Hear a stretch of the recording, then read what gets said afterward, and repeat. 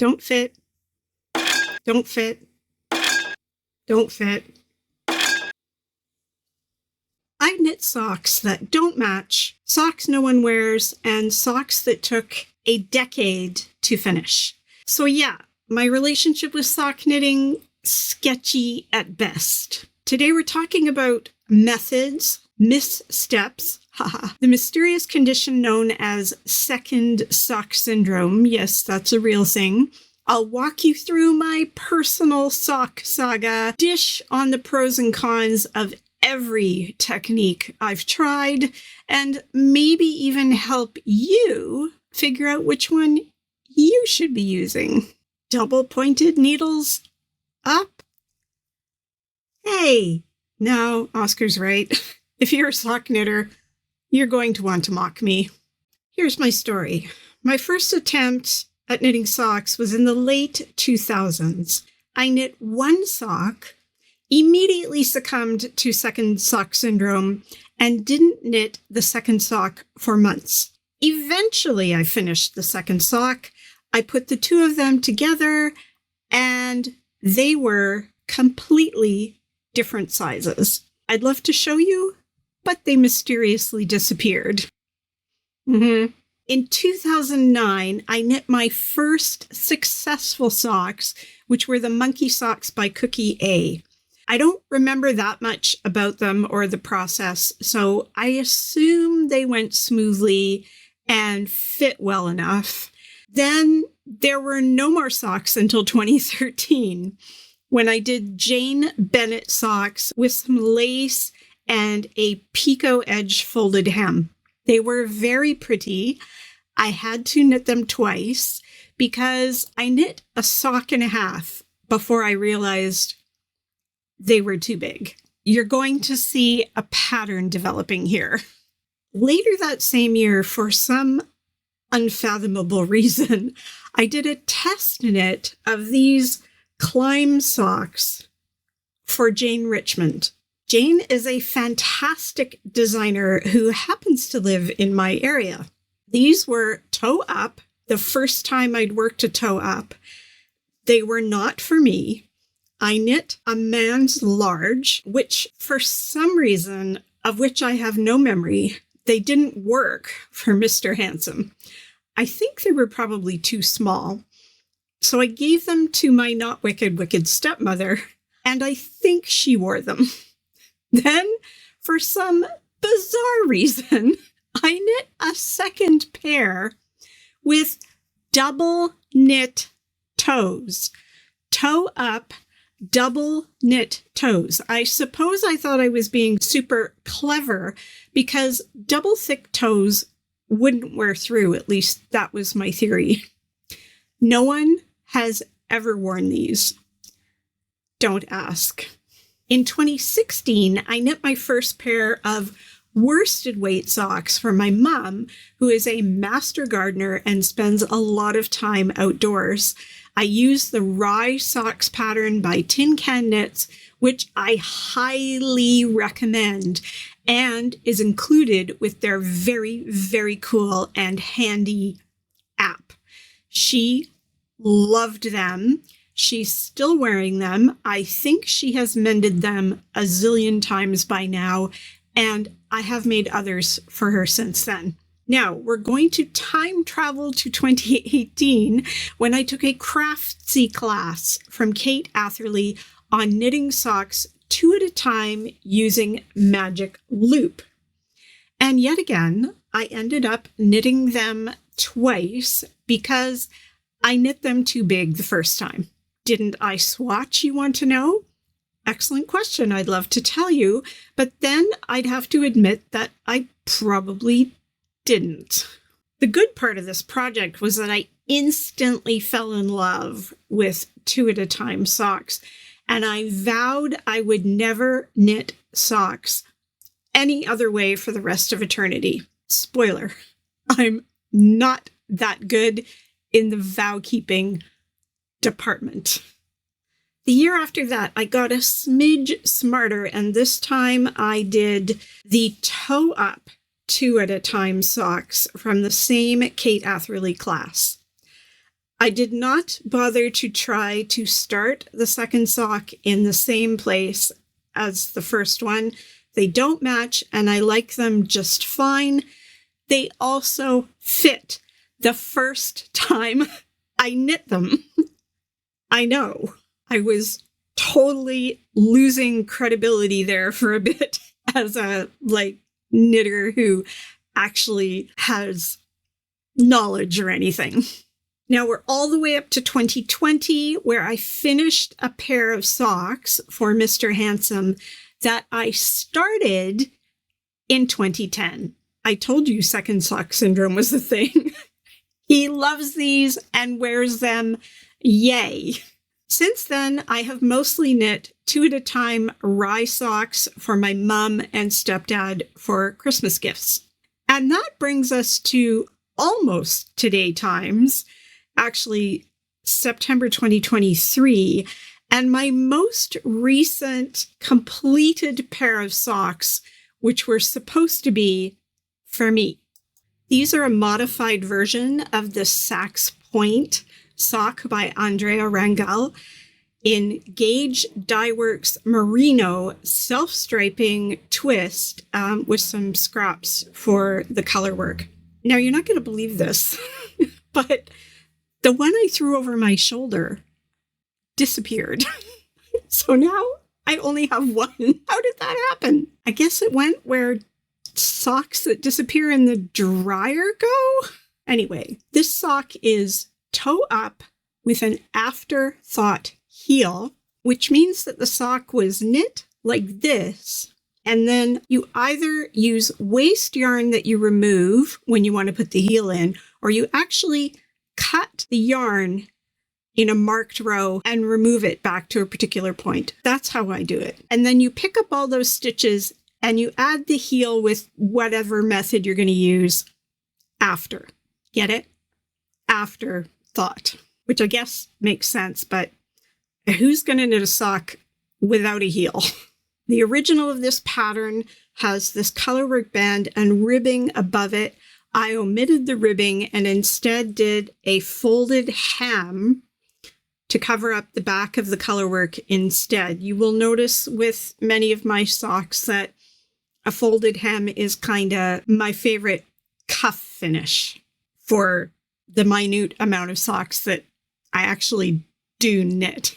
I made the size 7.5 on a 2.75 millimeter needle, which was, as I should have learned long before, too big. I should have used 2.25 millimeter needles. Again, I didn't swatch. Don't let people tell you you don't have to swatch socks. If you want them to fit, for Oscar's sake, swatch first. Never mind, Oscar. Here's the dilemma. They're too big for me. Do I re-knit them? I really, really love them. Or do I give them away?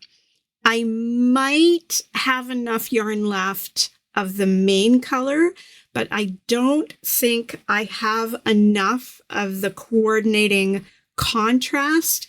I do really, really love them, and I would love to have them for myself, but there's this pesky time factor. What would you do? When I decided to do a video about socks, I realized I needed to include this pattern that was one of my wallet-worthy pattern picks last year. This is Jungle Flowers by Jennifer Below, which I really liked because the color work was mosaic and it looked both cool and easy. I knit a size medium on a 2.25 millimeter and they mostly fit. If I'm being honest, they could be a smidge tighter, but I'm not fussed about it enough to re-knit this sock. All I have to do now is knit the other one. They are top down. I used a tubular cast on for this one. They have really interesting slip stitch color work, and I got to use some gradient minis that I have, which does mean that there were lots of ends to weave in. They have a standard slip stitch heel flap and gusset, except that there are stripes on the bottom of the foot. So, short story, cool socks. Hopefully, I'll finish the second one. Now, this is the part where the metaphorical fists, or I guess feet, are going to start flying, and where I'm personally still struggling with this whole hand knit sock business. Which sock method should rule the world, if any of them should? Personally, I have heavily favored Magic Loop because that's what I use for all small circumference knitting, and it's kind of the bestest type to use for 2 at a time socks. I will give you a lowdown on how to do 2 at a time a bit later. In case you're even less familiar with sock knitting than I am, this is what Magic Loop looks like. So you've got one really, really long circular needle, and you're dividing the stitches into 2 halves, and then you're pulling the cord through. So while I'm knitting on this half, the other half is sitting on the cord, and there are these loops on each end, hence the Magic Loop moniker. But we'll come back to this a little bit later. Double pointed needles, also known as DPNs. I hate them. I don't know what else to say about them. There's just too many needles. They're fiddly. In fact, I was going to put a sock on a set of DPNs for you to see what that looks like. But I don't even have DPNs in sock sizes because I would never, ever, ever, ever knit a sock with DPNs. So you're going to have to settle for this stock photo of socks knit on double pointed needles. I am aware that there are many knitters who love them to bits. I'm sure if that's you, you have very, very valid reasons for loving your double pointed needles. And I fully expect to get yelled at in the comments about this. So yell, rant, lecture, justify. I will not be changing my mind about this one. You can get double pointed needles in 5 needle sets and 4 needle sets. With 4 needle sets, 3 needles hold the stitches when the 4th one is the working needle. It tends to be more common in North American patterns. Fewer needles equals fewer needle transitions, which means potentially faster rounds. It can feel a little bit tight at the corners because you're essentially working on a triangle, especially on smaller circumferences like socks and fingers on gloves. They're slightly less fiddly, 1 fewer needle to juggle or lose. When you've got a set of 5 needles, there are 4 needles holding the stitches, so it looks like a square, and the 5th is the working needle. This type is more preferred in European patterns and Scandinavian style knitting. It creates a more circular distribution, although kind of more like a square, and the stitches don't have to stretch as far at the corners. It might be a bit better for more complex patterns like cables or lace because you can separate the stitch sections in more places. There is slightly more to manage, but it gives a smoother shape. And there's also 1 more needle to lose. You will notice I actually have these 4 sets of 5 double pointed needles, but somehow this is the only one where I have all 5. I have lost 1 of each of these 3. I haven't the foggiest clue where that 5th needle is. Maybe they all ran away from home because they know I don't like them. Neither 4 or 5 needle sets is better, just different. In the spirit of equity, we'll just briefly talk about the pros and cons of double pointed needles. Pros, they are classic and always available, and there's no cable redistribution confusion required. They can also be used for other purposes, so I'm told. On the con side, I hate them. They are too fiddly and easy to drop and lose the extra needle, as I just explained. Rotating 4 or 5 needles can cause drop stitches and laddering and weird floats. It disrupts the rhythm with constant needle switching, and you need a full set for every size needle. I know, I'm super biased about this. Feel free to sing the praises of double-pointed needles down in the comments if you like. Who knows, maybe you'll convince me. Weirder things have happened around here. Okay, quick pause from sock knitting methods that may or may not cause you pain to something that my arms and hands are extraordinarily grateful for right now. If, like me, you knit a lot, or type, crochet, sew, scroll, doom scroll, repeat, you know the toll it takes on your hands, your forearms, your elbows, your shoulders, your rotator cuffs, your dignity, all of it. And yes, I know that I could and should be using better ergonomic crafting practices, but I'm being real here. There are times when I just don't, and I end up with pain. It's just reality. So far in my YouTube journey, I've said no to 99.9% of the sponsorships I've been offered. But when Bob and Brad reached out to me and asked if I wanted to try their Q2 Pro mini massage gun, it was an easy yes. Right off the bat, I was super impressed by the professional packaging and the number of attachments. It gave me hope. See, I've had this upper arm repetitive injury for over a decade, and this is the first thing that's actually made a difference. The other thing that makes a difference? Not knitting. And that's not going to happen. This also works wonders on my crampy hands and twingy forearms after my marathon knitting sessions. You know the ones. It's small, it weighs less than a pound, it's super quiet, and it actually fits in a knitting bag. It's got 5 speeds, 5 different massage heads, and my personal favorite, a hot and cold massage head.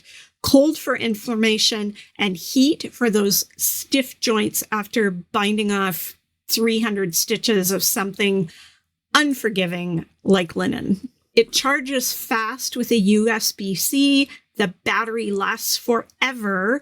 And did I mention it doesn't sound like power tools? Oscar doesn't even flinch when I use it. That's high praise.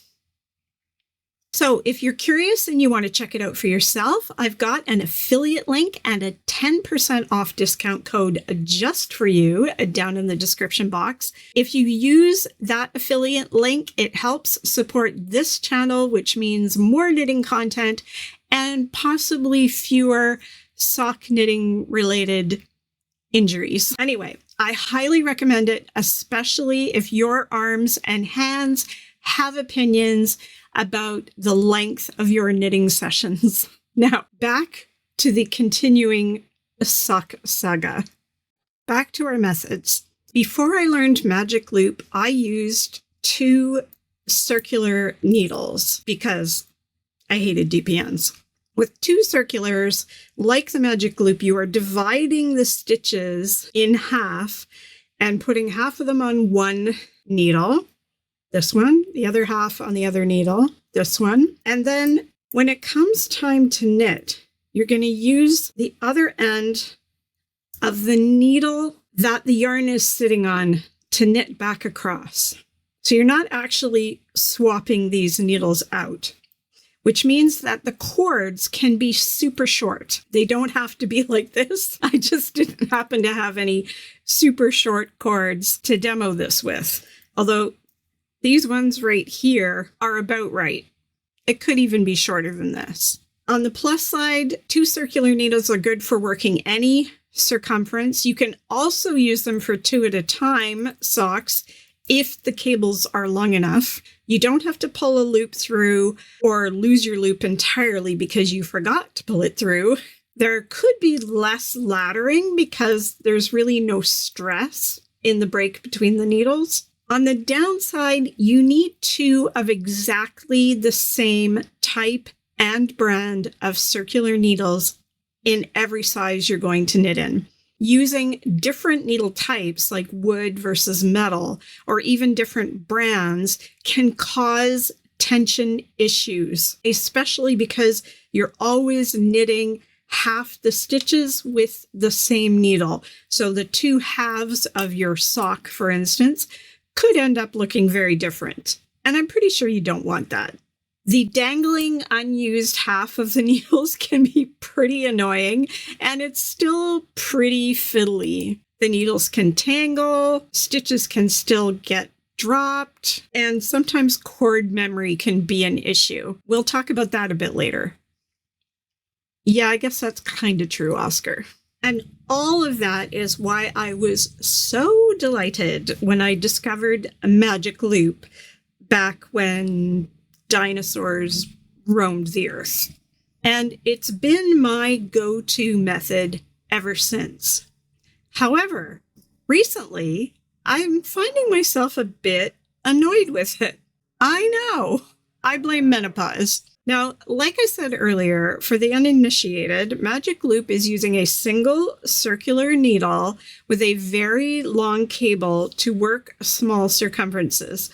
You divide the work into 2, the same as you did with the 2 circulars, but instead of picking up a second set of needles, you're pulling the cable through to bring the needle around to your working point. Here's the good stuff about it. You only need 1 tool for all circumferences. It's got great portability. There's nothing to drop under the seat, on the bus, or the airplane. And I used to love it. The smooth rhythm, no laddering, no reason to change needles for any circumference. And like with 2 circulars, Magic Loop makes 2 at a time socks and sleeves possible. More on that in a bit. On the downside, they require constant adjustment mid-round. Tug, pull, push, loop, which can slow your knit flow over time. This is the part that's just starting to get on my menopausal nerves a little bit. And sometimes the cables get kind of floppy and are a bit of a nuisance. I'll give you a tip though. You want long cables and you want the most flexible cables you can find. My go-to needles are these signature needles, which I'm sorry you can't buy anymore. They stopped making them about a year or so ago, maybe a year and a half. But the cables on these suckers are just as squishy and soft and pliable as you could possibly want, if you want that. Some people don't. Some people like a stiffer cable. Many of you will be familiar with this kind of cable, which is the red lace cable on these ChiaoGoo needles. You can see it's got some flexibility, but it's still got quite a bit of spring, which when you're doing Magic Loop can cause a bit more of a strain if the cable and needle doesn't kind of close up tight to itself. Did that make any sense? I think you kind of have to do it to understand what I mean by that. Anyway, in my experience, super flexible cables are way better for Magic Loop than super springy, bouncy ones. Okay, so I hate DPNs, 2 circular needles out because too many needles required, and my precious Magic Loop is just starting to get on my nerves, so now what? Well, there's now these. They're called Flexi Flips. Have you seen these? They come in a tube like this. They're made by Addy. And what are they, you ask? Well, aha! They're a compromise. When I learned about Flexi Flips, I scooted down to my local yarn store and bought myself a set. They could be called training wheels for double-pointed needles. They sound like a great idea. 3 needles instead of 4 or 5, and flexible cables to ease the bend, which helps reduce laddering and makes them a little easier to manipulate. In practice, I dislike them less than DPNs, but I don't really feel like they're an improvement over Magic Loop.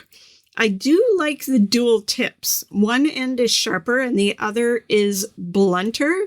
That's definitely a bonus for handling different kinds of yarns and stitch manipulations, but I still keep dropping and misplacing the third needle. I cannot tell you how many times in the last week I have run up and down the stairs because I can't find this one.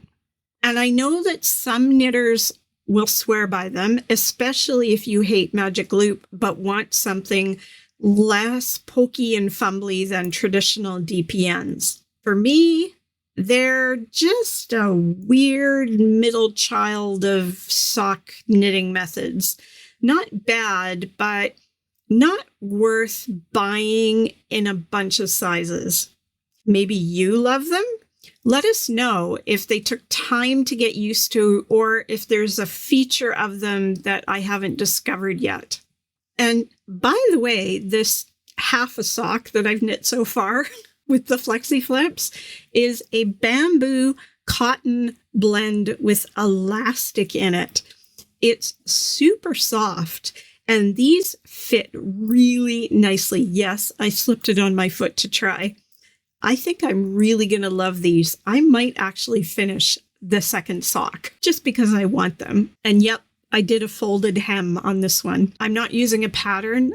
I'm just doing a straight up vanilla sock method. Okay, so if multiple needles are out and loops are out, what does that leave? Well, one option it leaves are these from Chowgu Twist Shorts. Pretty much the tiniest little circular needle you're ever going to get your hands on. This is the longer one. I'm using the shorter one right here. So here's the thing. Ray from Needles at the Ready podcast. Do you know Ray and Kevin? Ray won't shut up about 9-inch circular needles. Love you, Ray. Just teasing, sort of. I couldn't let this episode happen without giving them a try. And again, some knitters absolutely love them. I am not one of those knitters. They do completely eliminate ladders, and you don't have to mess with multiple needles or pulling loops through, so they can be faster. And I'm guessing they're pretty good for plain vanilla socks, but the needle tips are practically non-existent, and I cannot get my fingers to enjoy manipulating these tiny tips. The rest of my fingers are completely weirded out by not having anything to hang on to. I really tried to get used to them. I've gotten this far, but nope. Look at how ridiculously tiny these little tips are. You might like them if you don't mind knitting with 2 fingers on each hand, or you knit lots of plain socks on the go. But for me, they're in the category of tried it, hated it, moving on. Sorry, Ray. Fret not. There is a way around all this small circumference knitting nonsense. Enter the Over Easy Socks by Holly Yo. These guys are knit flat on 2 needles from cuff to toe and back to cuff, joining as you go. These were super fun to knit and a great opportunity to break up and change up those self-striping yarns. I can see all kinds of possibilities with color combos for these, but you can only knit one at a time, which means, like the jungle sock, I only have one. And that brings me to our next topic, second sock syndrome. Second sock syndrome is the unofficial medical condition of sock knitters everywhere. It's a mysterious condition where a knitter enthusiastically finishes one sock and then proceeds to do absolutely anything but knit the second one. Why does this happen? One reason might be the novelty's gone. The thrill of trying a new yarn, stitch pattern, or heel turn has worn off. The second sock just feels like more of the same. Maybe you're a process knitter and you love the act of discovery more than producing identical pairs. Or you made mistakes on the first one and now you're scared to match it, or worse, you'll match it too well and repeat the same mistakes all over again. And how about sock number one came out weird and you haven't decided whether to frog it or pretend it's whimsical? Here's a few over-the-counter remedies for SSS, second sock syndrome. Cast on the second sock immediately. No break, no reward project. Just do it. Or you can knit a continuous tube that you can add cuffs, toes, and afterthought heels to later. That's what I'm up to here. This is my movie theater knitting. I don't have to look. I don't have to pay attention. The stripes are making themselves. I just knit tiny stitches in the dark. And then there's two at a time knitting, or TAAT. Whether you're doing it on magic loop or two circs, both socks grow row by row at the same time. I learned two at a time from Kate Atherley. I have no doubt that there are a bazillion YouTube videos on how to do two at a time knitting, but here's a very brief description of how you cast on and work these. First, you cast on half of the stitches for sock number one. Then you pick up a second ball of yarn and you cast on all of the stitches for sock number two, and then drop that ball. And then you pick up the yarn from the first one and you cast on the rest of the stitches for sock number one.